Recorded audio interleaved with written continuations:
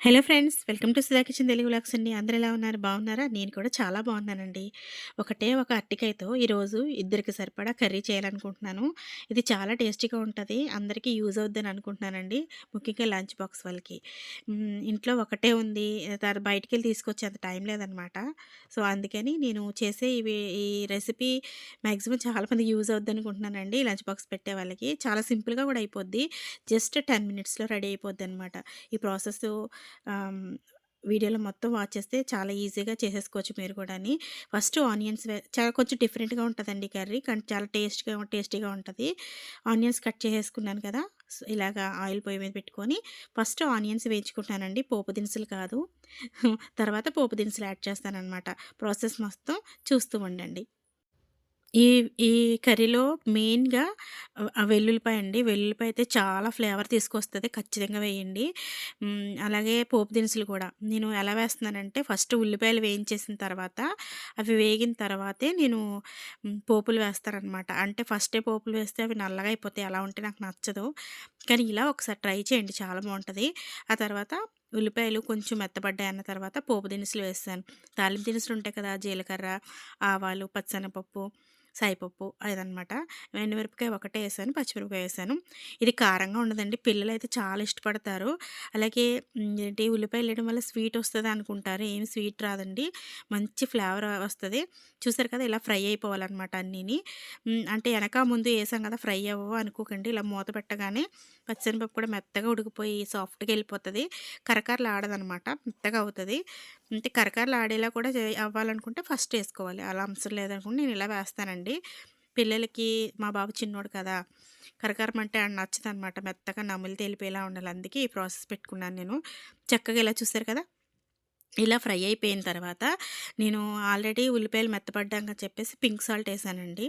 అంటే మామూలు సాల్ట్ కూడా వేసుకుంటారు కానీ పింక్ సాల్ట్ వాడితే మంచిదంటున్నారు కదా! నేను అది ప్రిఫర్ చేసుకున్నాను. సాల్ట్ త స కర్రీకి సరిపడా సాల్ట్ వేసుకున్న తర్వాత ఇవన్నీ చాలా మెత్తగా అయిపోవాలి. చూసారు కదా! జస్ట్ ఇదొచ్చేసి ఒక 10 మినిట్స్‌లో అయిపోతదండి కర్రీ వచ్చేసి. ఇలాగా కట్ చేసుకున్న ముక్కలు అందులో నేను ఒక విషయం చెప్పడం మర్చిపోయాను.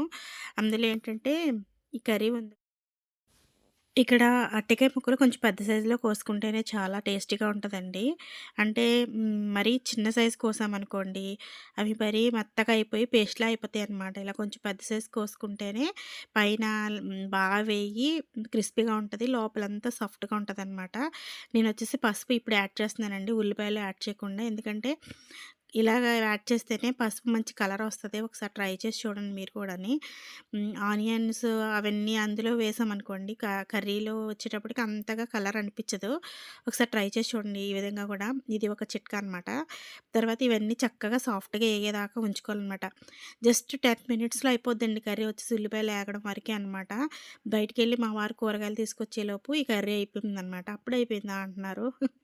ఎందుకంటే ఏదో ఉన్న దాంట్లో ఫస్ట్ పొద్దున్నే చేసి పంపించాలి. లేదంటే ఇంకా లంచు లేట్ అయిపోయిందనుకోండి, అక్కడి నుంచి మరీ వేరే తలకాయ పుట్లనమాట.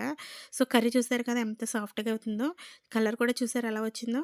సో, ఇలాగే మొత్తం కర్రీ అంతా ఒకసారి తిప్పేసుకున్న తర్వాత కొంచెం కారం యాడ్ చేసుకుంటానండి నేను.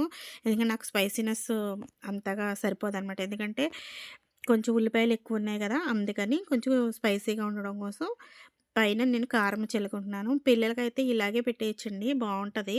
వాళ్ళు చాలా ఇష్టంగా తింటారు. ఎందుకంటే అందులో కొంచెమే కారం ఉంటది కాబట్టి. ఇప్పుడు మనం పెద్దవాళ్ళం తింటాం కాబట్టి ఇలా కారం చల్లుకుంటున్నాననమాట. అంతేనండి. ఇలా పెట్టేసి ఒక 3 మినిట్స్ మూత పెట్టేసి ఉంచేసి ఇంకా తీసేయడమే అనమాట. అంతే లంచ్ బాక్స్‌లోకి నేనైతే రసం పెట్టాను.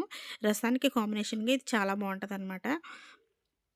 ఇలా మనం ఏం చేస్తామంటే వీకెండ్ ఎండింగ్‌లో ఫ్రిడ్జ్‌లో లాస్ట్‌లో కూరగాయలన్నీ మిగిలిపోతాయి గదా! అందులో ఒకటే మిగులుతాయనమాట. నాకలాగా ఈ అరటికాయ ఒకటి మిగిలింది. నేను ఇలా అయితే ఈరోజు లంచ్ ప్రిపేర్ చేసి పెట్టేసాను మా వారికి.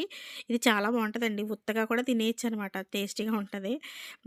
తర్వాత ఆహ్, లాస్ట్ ఫైనల్‌గా కర్రీ వచ్చేసి ఈ లుక్ ఉందనమాట. ఎలా ఉంది? బావుంది కదా! Thank you very much for watching అండి. Bye bye.